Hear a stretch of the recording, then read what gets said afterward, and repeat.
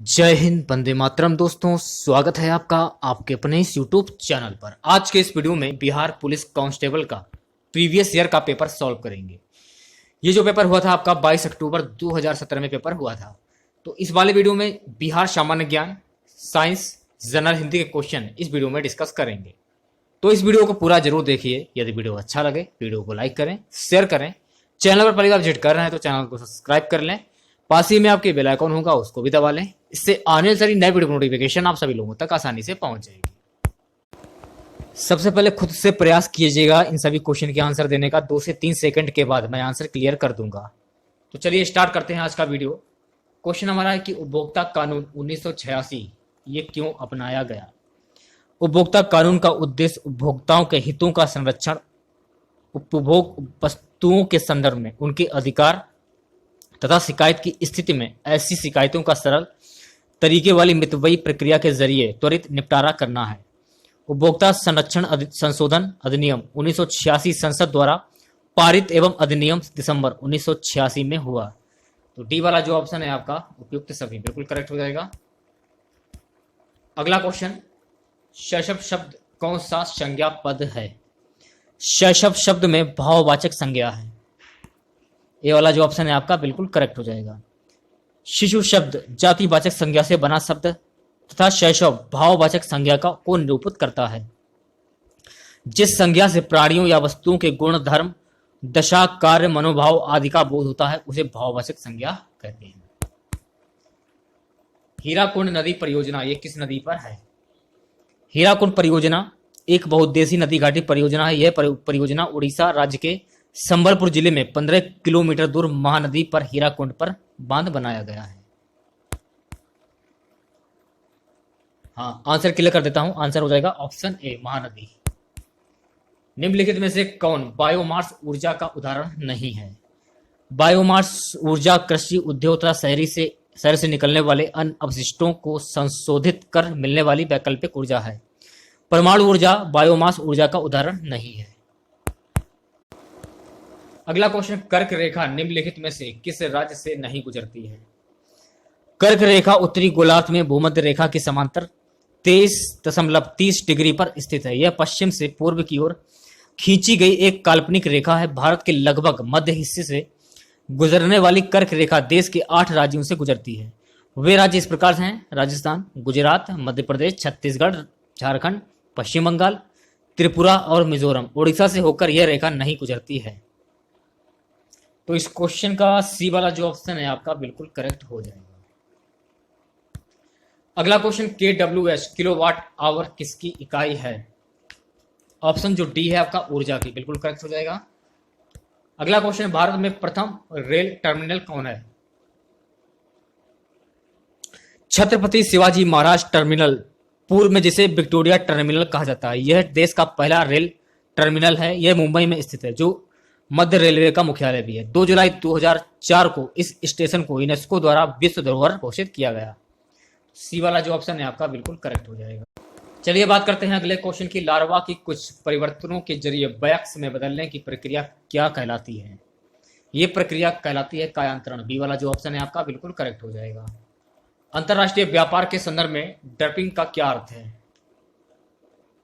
Option C जो है आपका बिल्कुल करेक्ट हो जाएगा। उत्पादन की वास्तविक लागत से कम या उसके घरेलू बाजार के मूल्य के नीचे की कीमतों पर निर्यात करना। बौद्ध धर्म के संस्थापक कौन थे।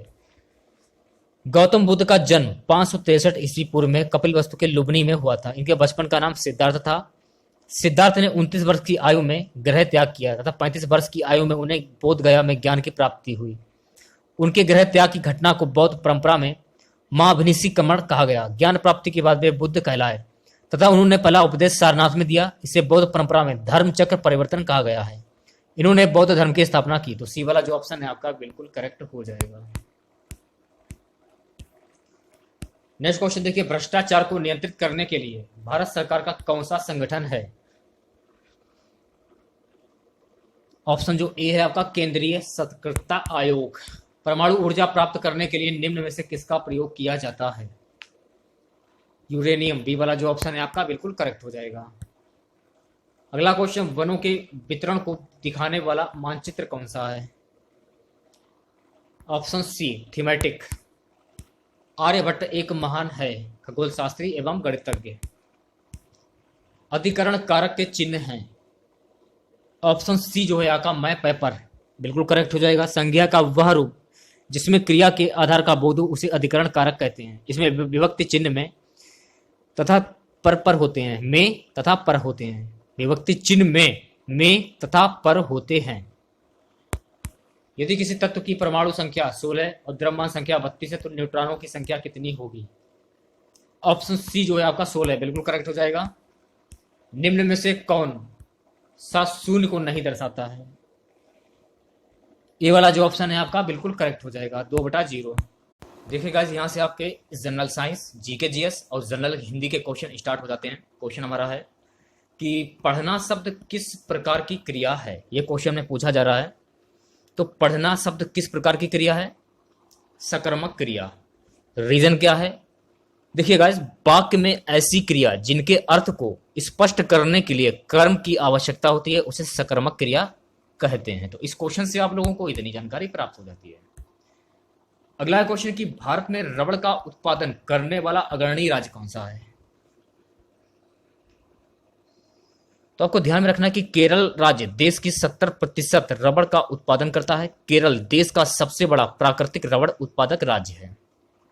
सी वाला जो ऑप्शन है आपका बिल्कुल करेक्ट हो जाएगा। परमाणु के केंद्र के चारों ओर इलेक्ट्रॉन बिना ऊर्जा खोए वृत्ताकार पथ पर घूमता है, यह किसने कहा? परमाणु के केंद्र के चारों ओर इलेक्ट्रॉन बिना ऊर्जा खोए वृत्ताकार पथ पर घूमता है, यह बोहर का परमाणु मॉडल है जिसमें इलेक्ट्रॉन की वृत्तीय गति के लिए आवश्यक अभिकेंद्रीय बल नाभिक में स्थित धनावेशित प्रोटॉनों एवं ऋणावेशित इलेक्ट्रॉनों के बीच के आकर्षण बल से मिलता है। तो ए वाला जो ऑप्शन है आपका बिल्कुल करेक्ट हो जाएगा। चलिए बात करते हैं अगले क्वेश्चन की। क्वेश्चन हमारा है कि राजनीति कभी धर्म से अलग नहीं हो सकती, यह किसने कहा था? राजनीति कभी धर्म से अलग नहीं हो सकती, ये कहा था महात्मा गांधी ने। तो सी वाला जो ऑप्शन है आपका बिल्कुल करेक्ट हो जाएगा। नेक्स्ट क्वेश्चन की बात करते हैं। लोकतंत्र का सबसे बुनियादी परिणाम है। लोकतंत्रात्मक शासन प्रणाली में सरकार जनता के प्रति प्रत्यक्ष रूप से उत्तरदायी होती है। तो ये वाला जो ऑप्शन है आपका बिल्कुल करेक्ट हो जाएगा। अगले क्वेश्चन की बात करते हैं। भारतीय अर्थव्यवस्था में परिवहन का प्रमुख साधन कौन है? भारत में परिवहन देश की अर्थव्यवस्था का एक महत्वपूर्ण भाग है। तो ए वाला जो ऑप्शन है आपका बिल्कुल करेक्ट हो जाएगा। पयोधी शब्द निम्न में से किसका पर्यायवाची शब्द है? पयोधी शब्द का अर्थ समुद्र होता है। तो बी वाला जो ऑप्शन है आपका बिल्कुल करेक्ट हो जाएगा। निम्न में से सही कथन है। तो डी वाला जो ऑप्शन है आपका चीनी पानी में घुलनशील है, बिल्कुल करेक्ट हो जाएगा। संयुक्त राष्ट्र सुरक्षा परिषद के स्थायी सदस्य हैं। संयुक्त राष्ट्र एक अंतर्राष्ट्रीय संगठन है जिसका उद्देश्य अंतर्राष्ट्रीय सुरक्षा, आर्थिक विकास, सामाजिक प्रगति, मानव अधिकार और विश्व शांति बनाए रखना है। संयुक्त राष्ट्र संघ के कार्यकारी निकाय सुरक्षा परिषद के 5 स्थायी सदस्यों देशों के नाम पर इस प्रकार हैं: ब्रिटेन, यूके, फ्रांस, रूस, संयुक्त राज्य अमेरिका और चीन। तो इतनी चीजें इस क्वेश्चन से आप लोगों को जानकारी मिल जाती है। तो डी वाला जो ऑप्शन है आपका संयुक्त राज्य अमेरिका, रूस, यूके, फ्रांस और चीन। जीएसटी लागू करने वाला पहला राज्य कौन सा था? असम वस्तु एवं सेवा कर जीएसटी संविधान संशोधन विधेयक लागू करने वाला देश का पहला राज्य था। तो बी वाला जो ऑप्शन है आपका बिल्कुल करेक्ट हो जाएगा। चलिए बात करते हैं अगले क्वेश्चन की। संस्कृत के जो शब्द मूल रूप से हिंदी में प्रयोग किए जाते हैं उन्हें क्या कहते हैं? वह शब्द जो संस्कृत भाषा से बिना किसी परिवर्तन के लिए लिए जाते हैं उन्हें हम तत्सम शब्द कहते हैं। तो ए वाला जो ऑप्शन है आपका बिल्कुल करेक्ट हो जाएगा। अगला क्वेश्चन, हिंदी साहित्य का सबसे प्रसिद्ध उपन्यासकार किसे माना जाता है? हिंदी साहित्य का सबसे प्रसिद्ध उपन्यासकार मुंशी प्रेमचंद को माना जाता है। उनका मूल नाम धनपत राय था। उनके प्रमुख उपन्यास हैं गोदान, कर्मभूमि, रंगभूमि, सेवा सदन आदि। तो डी वाला जो ऑप्शन है आपका बिल्कुल करेक्ट हो जाएगा। दास कैपिटल पुस्तक के लेखक कौन है? दास कैपिटल पुस्तक की रचना कार्ल मार्क्स ने 1867 ईस्वी में की थी।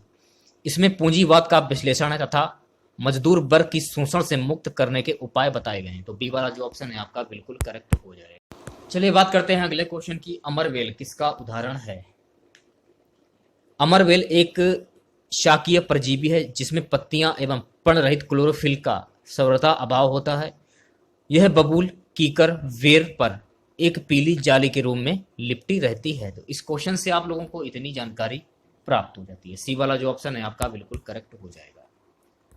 ब्रिटिश शासन के दौरान भारतीय हस्तशिल्पों के क्षय का प्रमुख कारण रहा है। ऑप्शन सी जो है आपका बिल्कुल करेक्ट हो जाएगा, ए और बी दोनों। बशीय पदार्थ ज्यादा खाने से क्या होता है? बसा के अत्यधिक सेवन से मोटापा हो जाता है। ए वाला जो ऑप्शन है आपका बिल्कुल करेक्ट हो जाएगा। शिक्षा का अधिकार अधिनियम कब लागू हुआ? बच्चों को निशुल्क और अनिवार्य शिक्षा का अधिकार अधिनियम 2009 अनुच्छेद 21A 4 अगस्त 2009 को औपचारिक रूप से लागू हुआ और यह 13 अप्रैल 2010 से पूरे देश में प्रभावी है। बी वाला जो ऑप्शन है आपका बिल्कुल करेक्ट हो जाएगा। अगला क्वेश्चन, तीन ओर से घिरे भूभाग को क्या कहा जाता है? भूमि का वो भाग जो तीन तरफ से पानी से घिरा होता है प्रायद्वीप कहलाता है। सी वाला जो ऑप्शन है आपका बिल्कुल करेक्ट हो जाएगा। अगला क्वेश्चन देखिए, निम्नलिखित में से कौन सी किसानों के लिए कल्याणकारी योजना नहीं है? तो आपको ध्यान में रखना है कि कर्मचारी रेफरल योजना किसानों से संबंधित योजना नहीं है। डी वाला जो ऑप्शन है आपका बिल्कुल करेक्ट हो जाएगा। चलिए बात करते हैं अगले क्वेश्चन की। क्वेश्चन हमारा है, वह गुण जिस कारण कोई पदार्थ वायुमंडल से नमी सूंघ लेता है, यह क्या कहलाता है? वह गुण जिस कारण कोई पदार्थ वायुमंडल से नमी सूंघ लेता है प्रस्वेदन कहलाता है। तो बी वाला जो ऑप्शन है आपका बिल्कुल करेक्ट हो जाएगा। अगला क्वेश्चन हमारा है कि वृद्धि का सही विलोम क्या होगा? अगला क्वेश्चन, वृद्धि का सही विलोम पूछा गया है। वृद्धि शब्द का विलोम क्षय होता है। डी वाला जो ऑप्शन है आपका बिल्कुल करेक्ट हो जाएगा। अगला क्वेश्चन देखिए, निम्न में से कौन सी एक अधातु है? फ्लोरीन एफ आवर्त सारणी के सप्तम समूह का पहला तत्व है जिसमें सर्वाधिक अत्यधिक गुण मौजूद हैं। यह एक हाइड्रोजन समूह का तत्व है। तो सी वाला जो ऑप्शन है आपका बिल्कुल करेक्ट हो जाएगा। ता का उच्चारण होता है किसके द्वारा? कंठ, दांत, तालु या मुर्दा से। बी वाला जो ऑप्शन है आपका बिल्कुल करेक्ट हो जाएगा। ता का उच्चारण स्थान होता है दांतों से। ता, था, दा, धा और ना, जब आप इन शब्दों को बोलते हैं तो जीभ जो है आपकी दांतों में लगती है, तो ये दांतों से बोले जाते हैं। ओके। भारत की सबसे पुरानी पर्वत श्रृंखला कौन सी है? यह क्वेश्चन में पूछा जा रहा है। भारत की भौगोलिक संरचना में अरावली सबसे प्राचीनतम पर्वत श्रृंखला है जो राजस्थान को उत्तर से दक्षिण दो भागों में बांटती है। अरावली का सर्वोच्च पर्वत शिखर सिरोही जिले में गुरु शिखर है। तो बी वाला जो ऑप्शन है आपका बिल्कुल करेक्ट हो जाएगा। किसान कॉल सेंटर का शुभारंभ कब हुआ था? किसान कॉल सेंटर का शुभारंभ 21 जनवरी 2004 को हुआ था। इसका उद्देश्य सप्ताह के सभी 7 दिन सुबह 6 बजे से रात्रि 10 बजे तक टोल फ्री नंबर 1800, 180, 1551 के जरिए किसानों को सूचनाएं एवं जानकारियां उपलब्ध कराना है। तो डी वाला जो ऑप्शन है आपका बिल्कुल करेक्ट हो जाएगा। अगला हमारा क्वेश्चन है कि हिमालय के सबसे दक्षिणी भाग को क्या कहा जाता है? शिवालिक हिमालय का दक्षिणी भाग है जो पश्चिम से पूर्व तक फैला हुआ है। इसकी औसत ऊंचाई 800 से 850 1200 मीटर है। 850 से 1200 मीटर है। तो ए वाला जो ऑप्शन है आपका शिवालिक बिल्कुल करेक्ट हो जाएगा। एक आदर्श ईंधन वह है जो एक आदर्श ईंधन सस्ता हो, इसका परिवहन तथा भंडारण सुगम हो, कम प्रदूषण फैलाने वाला हो, इसका ऊष्मीय मान उच्च हो, इसकी कीमत कम होनी चाहिए, इसमें कोई विषैली गैसों का उत्सर्जन ना हो तथा दहन के पश्चात कोई राख नहीं बननी चाहिए। तो डी वाला जो ऑप्शन है आपका बिल्कुल करेक्ट हो जाएगा। अगला क्वेश्चन देखिए, हिंदी भाषा में व्यंजनों की कुल संख्या कितनी होती है? हिंदी भाषा में व्यंजनों की कुल संख्या 33 है। ये इस प्रकार से हैं: का, खा, गा, घा, डा से डलिया, चा, छा से छाता, जा से जा, झा से झरना, या, टा, ठा, डा, ढा से ढक्कन, ड़ा खाली, ता, था, दा, था, ना, पा, फा, बा, भा, मा, या, रा ला वा शा सा षटकोण सा से सरौता हा से हल। तो बी वाला जो ऑप्शन है आपका बिल्कुल करेक्ट हो जाएगा। बहुउद्देशीय नदी घाटी परियोजनाएं आधुनिक भारत के मंदिर हैं, यह किसने कहा था? ऑप्शन सी जो है आपका पंडित जवाहरलाल नेहरू ने, बिल्कुल करेक्ट हो जाएगा। पौधे प्रकाश संश्लेषण के दौरान कौन सी गैस मुक्त करते हैं?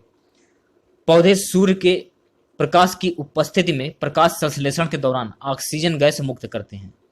इसे निम्नानुसार रासायनिक समीकरण के जरिए व्यक्त किया जा सकता है। डी वाला जो ऑप्शन है आपका बिल्कुल करेक्ट हो जाएगा।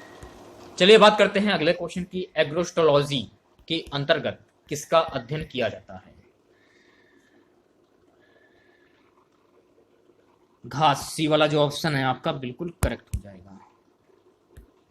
पानी को रोगाणु मुक्त करने के लिए किस रसायन का उपयोग किया जाता है? पानी को रोगाणु मुक्त करने के लिए क्लोरीन नामक रसायन का कीटाणुनाशक के रूप में प्रयोग किया जाता है। तो ए वाला जो ऑप्शन है आपका बिल्कुल करेक्ट हो जाएगा। अगला हमारा क्वेश्चन है कि ईस्ट के द्वारा शर्करा का अल्कोहल में परिवर्तन क्या कहलाता है? किण्वन एक जैव रासायनिक क्रिया है। इसमें जटिल कार्बनिक यौगिक सूक्ष्म सजीवों की सहायता से सरल कार्बनिक यौगिक में विघटित होते हैं। ईस्ट के द्वारा शर्करा का अल्कोहल में परिवर्तन किण्वन कहलाता है। तो ए वाला जो ऑप्शन है आपका बिल्कुल करेक्ट हो जाएगा।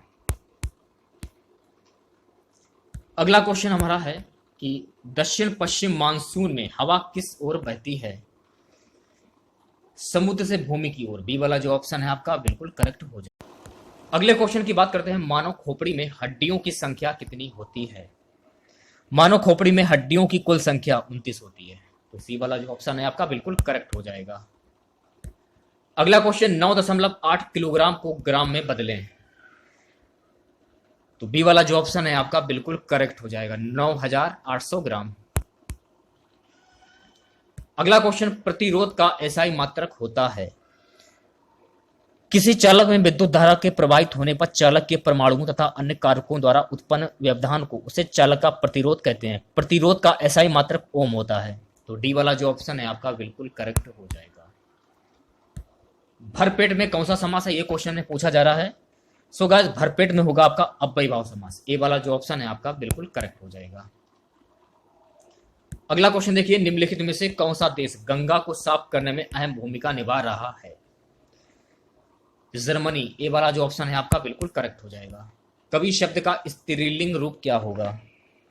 कवि शब्द का स्त्रीलिंग शब्द रूप होता है कवित्री। तो सी वाला जो ऑप्शन है आपका बिल्कुल करेक्ट हो जाएगा। पोलियो और चेचक रोग होता है।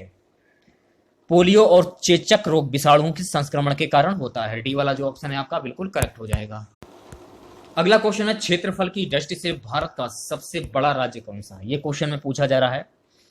क्षेत्रफल की दृष्टि से देश का सबसे बड़ा राज्य राजस्थान है। राजस्थान का क्षेत्रफल 3,42,239 वर्ग किलोमीटर है। अन्य राज्यों में से उत्तर प्रदेश का क्षेत्रफल 2,40,928 वर्ग किलोमीटर तथा मध्य प्रदेश का क्षेत्रफल 3,08,000 वर्ग किलोमीटर है तथा महाराष्ट्र का क्षेत्रफल 3,07,713 वर्ग किलोमीटर है। तो इस क्वेश्चन से आप लोगों को इतनी जानकारी मिल जाती है। तो डी वाला जो ऑप्शन है आपका बी वाला जो ऑप्शन है आपका राजस्थान बिल्कुल करेक्ट हो जाएगा। पौधों में जल का परिवहन होता है। पौधों में जल का परिवहन जाइलम द्वारा होता है। जाइलम संवहनी ऊतक तथा यह खनिज एवं लवणों का संवहन करता है। तो ए वाला जो ऑप्शन है आपका जाइलम द्वारा बिल्कुल करेक्ट हो जाएगा। अगला क्वेश्चन देखिए, मीथेन CH4 में किस प्रकार का बंध है यानी कि बॉन्ड है? तो इस क्वेश्चन का ए वाला जो ऑप्शन है आपका एकल बिल्कुल करेक्ट हो जाएगा।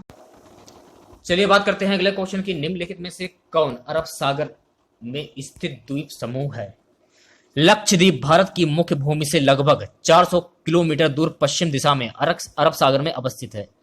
यह सभी केंद्र शासित प्रदेशों में सबसे छोटा है। इसकी राजधानी कवरत्ती है। तो बी वाला जो ऑप्शन है आपका बिल्कुल करेक्ट हो जाएगा। अगला है क्वेश्चन, बस के अचानक रुक जाने की स्थिति में बस में सवार यात्री आगे की ओर झुक जाते हैं। ऐसा न्यूटन के किस नियम के चलते होता है?